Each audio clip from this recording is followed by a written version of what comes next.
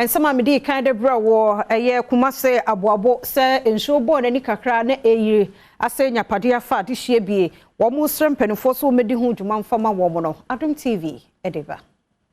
Abribia ensuo beto no eyiri efa bridge ne so emma bridge no eyira kra ana nsuo a ebunkanfa so enti ama etwene ne so atutu ntokuro amanfo a ewo mpatam ho ana kom ho ebomu epesika etuatua ntokuro a adeda bridge ne so anwea ana atai ensuo no mu owura muntala chakapama echirema high tension ho any pipeline ho ensuo so hani high tension omunhia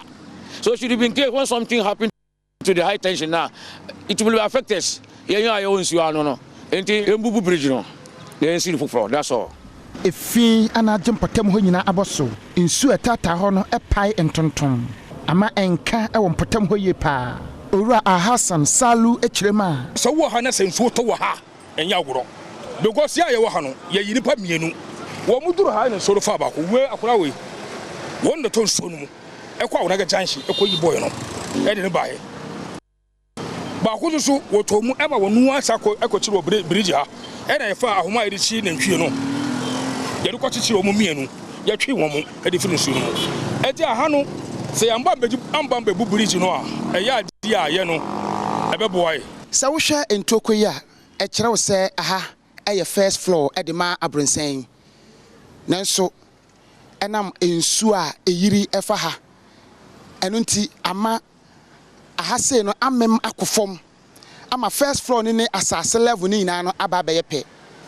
e wo mu se ya tworo agudan no se edisi ebugude nanso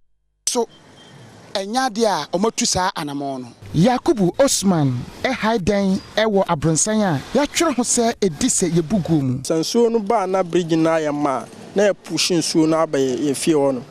ube fansuo no kra aba frusoro but abrobonte en ye ni bebia yeko